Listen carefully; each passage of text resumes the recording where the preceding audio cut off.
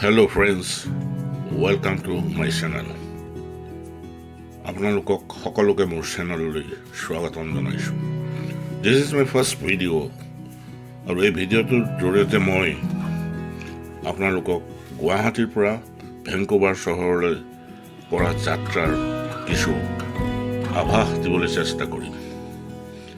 10,970 কিলোমিটাৰৰ এই যাত্ৰা আমি দিল্লী আৰু টকিঅ' হৈ কৰিম. গুৱাহাটীৰ পৰা টকিঅ'লৈকে এয়াৰ ইণ্ডিয়াৰ ফ্লাইট আৰু টকিঅ'ৰ পৰা ভেংকুভাৰলৈ এয়াৰ কানাডাৰ ফ্লাইটত আমাৰ এই যাত্ৰা হ'ব. গুৱাহাটীৰ পৰা 28 জানুৱাৰী সন্ধিয়া 6:10 আমাৰ বিমান উৰা মাৰিলে দিল্লী অভিমুখে. প্ৰায় 3 ঘণ্টা যাত্ৰা কৰাৰ পাছত নিশা 9 বজাত দিল্লী পালোঁ.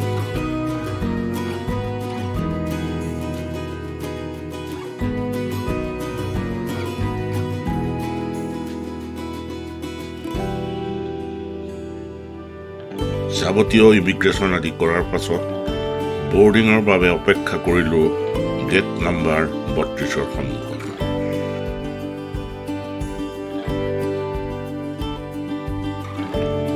ফ্লাইটৰ সময় নিশা 12:15.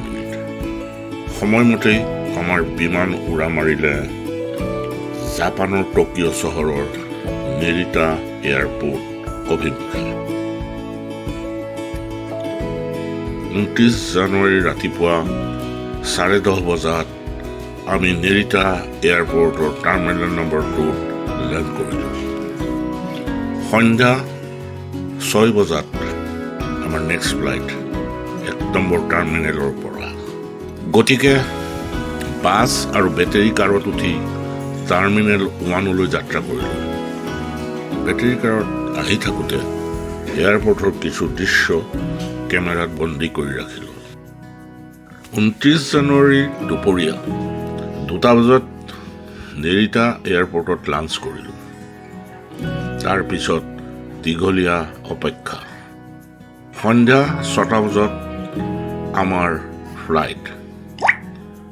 অৱশেষত এয়াৰ কানাডাৰ বয়িং 777ৰ প্ৰকাণ্ড বিমানখনে প্ৰায় 350 গৰাকী যাত্ৰীলৈ কানাডাৰ ভেংকুভাৰ চহৰ অভিমুখে উৰা মাৰিলে.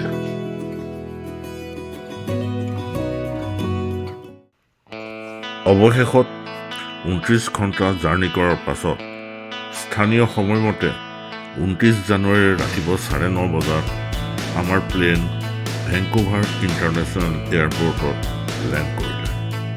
যাৱতীয় ইমিগ্ৰেশ্যন আদি কৰি যেতিয়া বাহিৰলৈ ওলাই আহিলোঁ, দেখিলোঁ আমাৰ ল'ৰা আৰু বোৱাৰীয়ে ভিজিটৰ লবিত আমাৰ বাবে অধীৰ আগ্ৰহেৰে বাট চাই আছে. কিছু আৱেগিক মুহূৰ্ত পাৰ কৰাৰ পাছত ল'ৰাৰ গাড়ীৰে সিহঁতে নতুনকৈ ক্ৰয় কৰা এপাৰ্টমেণ্টলৈ যাত্ৰা কৰিলোঁ. অতি ধুনীয়া চহৰ ভেংকুভাৰৰ একা বেকা পথেৰে. প্ৰায় 35 মিনিটমানৰ পাছত ল'ৰাহঁতৰ এপাৰ্টমেণ্টলৈ আহি প্ৰথমে আমি ফ্ৰেছ হৈ ল'লোঁ আৰু তাৰ পাছত বহু দিনৰ পিছত আমি একেলগে লাঞ্চ কৰিবলৈ বহিলোঁ. চ' ফ্ৰেণ্ডছ, আজিৰ ভিডিঅ'টো ইয়াতে শেষ কৰিলোঁ. Thank you very much for ৱাচিং দিছ ভিডিঅ'. আগন্তুক ভিডিঅ'বোৰত মই ভেংকুভাৰ চহৰৰ উল্লেখযোগ্য ঠাইসমূহ, ইয়াৰ ছ'চিয়েল, কালচাৰেল বা পলিটিকেল লাইফবোৰৰ ওপৰত কিছু আলোকপাত দিবলৈ চেষ্টা কৰিম. গতিকে আপোনালোকে ভিডিঅ'বোৰ চাই থাকিব.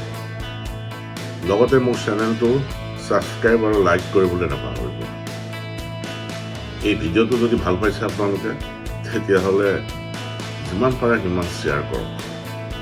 থেংক ইউ ভেৰি মাছ. আকৌ লগ পাম. See you very soon. Thank you.